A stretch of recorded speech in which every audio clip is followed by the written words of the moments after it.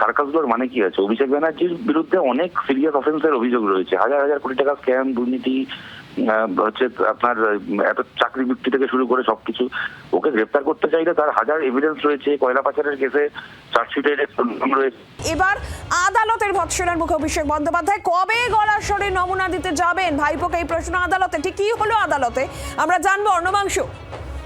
নীলাঞ্জনা শুধু ভৎসনা নয়, একবারে পাকা একটা হুঁশিয়ারি দিল কলকাতা হাইকোর্টের বিচারপতি সৌগত ভট্টাচার্য। তিনি বললেন, আপনি কেন গলার স্বরে নমুনা দিচ্ছেন না? যদি আপনি না দেন তাহলে কিন্তু আমি আমার যে নির্দেশ রিকল করে প্রত্যাহার করব এবং আপনার উপর কষ্ট চাপাবো, ক্ষতিপূরণ দেব। এমন নির্দেশ বা এমন মন্তব্যের পর অভিষেক বন্দ্যোপাধ্যায় তার নিজের অবস্থান থেকে সরে এসছে। ভাইপো অবস্থান থেকে সরে এসে তিনি বলছেন যে আমি যে আবেদন করেছিলাম গলার স্বরে নমুনা দেব না, সেই মামলা আমি প্রত্যাহার করতে চাইছি।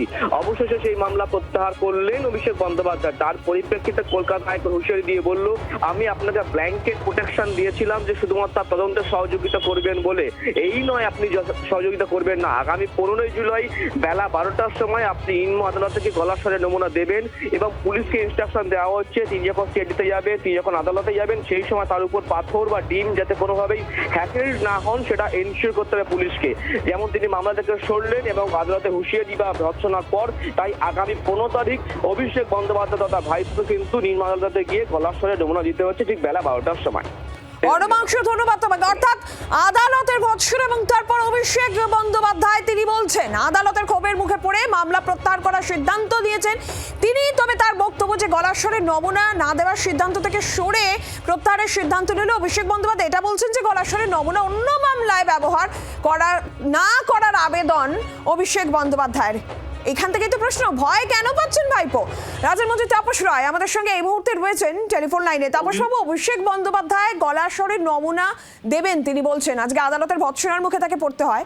তবে তিনি এটাও আবেদন করছেন যে গলার স্বরের নমুনা যাতে অন্য মামলায় ব্যবহার না করা হয়। এই আবেদন অভিষেক বন্দ্যোপাধ্যায় জানাচ্ছে। ব্যবহার হবে না সেটা ঠিক করে দেওয়ার মালিক অভিষেক নয়, সেটা তদন্তকারী সংস্থা। সে অ্যাপ্লাই করতে পারে, আবেদন করতে পারে এবং কোর্ট বুঝবে। তবে এটুকুনি আমি বলতে পারছি যে কণ্ঠে অভিষেকের কাঁটার মালা, ফুলের মালা নয়। তাই জন্য ওর কণ্ঠ নিয়ে এত সমস্যা। হ্যাঁ, ধন্যবাদ আপনাকে। একের পর এক যখন হাজিরা অভিষেক বন্দ্যোপাধ্যায়কে ডিজে হুমকি মামলায় কণ্ঠস্বরের নমুনা দিতে নির্দেশ দেওয়া হয়েছিল, কিন্তু বারবার তিনি হাজিরা এড়িয়ে গিয়েছিলেন। এরপর তাকে আদালতের ভৎসনার মুখে পড়তে হলো, যেখানে কেন তিনি কণ্ঠস্বরের নমুনা দিতে চাইছেন না এই প্রশ্ন, কেন তিনি তদন্তে সহযোগিতা করছেন না এই প্রশ্নের সম্মুখীন হতে হয় অভিষেক বন্দ্যোপাধ্যায়কে। রীতিমতন হুঁশিয়ারি দেওয়া হয়। আদালতের ক্ষোভের মুখে শেষ পর্যন্ত মামলা প্রত্যাহারের সিদ্ধান্ত অভিষেক বন্দ্যোপাধ্যায় নেন। তবে এটাও তিনি আবেদন জানাচ্ছেন যে তার এই যে ডিজে হুমকি মামলায় তিনি গলার স্বরের নমুনা দেবেন সেটা যেন অন্য মামলায় ব্যবহার না করা হয়, এই আবেদন অভিষেক বন্দ্যোপাধ্যায়ের। কিন্তু এই প্রশ্ন উঠছে যে বারবার করে প্রথমত এই নমুনা তিনি কণ্ঠস্বরের নমুনা দিতে চাইছিলেন না, বারবার করে হাজিরা এড়িয়ে যাচ্ছেন, এখন আবার এই আবেদন তিনি করছেন। ভয় কি পাচ্ছেন অভিষেক বন্দ্যোপাধ্যায়? কিসের ভয়, কেন ভয় পাচ্ছেন? সিপিএম নেতা শতরূপ ঘোষ রয়েছেন আমাদের সঙ্গে এই মুহূর্তে টেলিফোন লাইনে।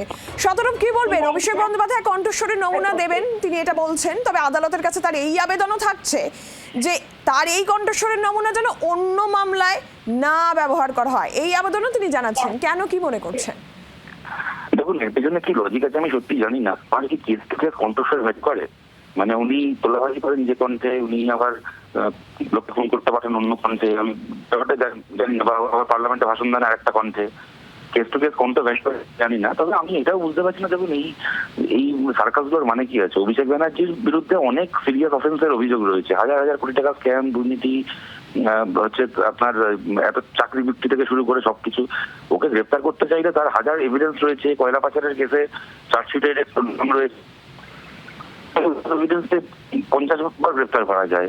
সেই সব ছেড়ে কোথায় ভোটের আগে কি ভাষণ দিয়েছিল না দিয়েছিল, সে কণ্ঠস্বর যদি ওর হয়েও থাকে, ও তো কখনো অস্বীকার করেনি যে ভাষণটা ওর নয়।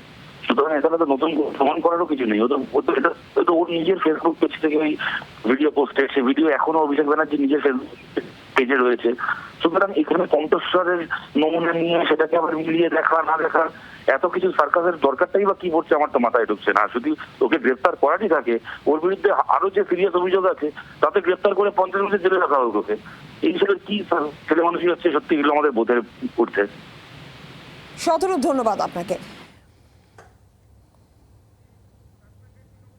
সাসপেন্ডেড তৃণমূল মুখপাত্র রিজু দত্ত আমাদের সঙ্গে এই মুহূর্তে রয়েছেন। রিজুদা, কি বলবেন? অভিষেক বন্দ্যোপাধ্যায় আদালতের ভৎসনার মুখে পড়ে শেষ পর্যন্ত কণ্ঠস্বরের নমুনা তিনি দেবেন, তার যে মামলা ছিল সেটা প্রত্যাহারের সিদ্ধান্ত তিনি নিলেন, কিন্তু একই সঙ্গে এই আবেদনও জানালেন যে এই যে কণ্ঠস্বরের নমুনা নেওয়া হবে সেটা যেন অন্য মামলায় ব্যবহার না করা হয়। কেন তার এই আবেদন? কি মনে হচ্ছে, ভয় পাচ্ছেন অভিষেক? আমি উত্তরটা দিচ্ছি তার আগে আপনাদের জি24 ঘন্টাকে অনুরোধ করব, এতদিন তো হয়ে গেল, এবার সাসপেন্ডেড তৃণমূল মুখপাত্র বলাটা বন্ধ করুন। আপনারা তো বহিষ্কৃত নেতা ঋতব্রত বন্দ্যোপাধ্যায় বলেন না, প্রাক্তন তৃণমূল বললে ভালো হয়।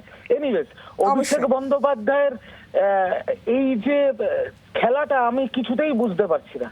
আমি আগেও আপনার চ্যানেলে বলেছিলাম যে হয়তো তিনি ভয় পাচ্ছেন এই নমুনা অন্য কোথাও যদি ব্যবহার করা হয়।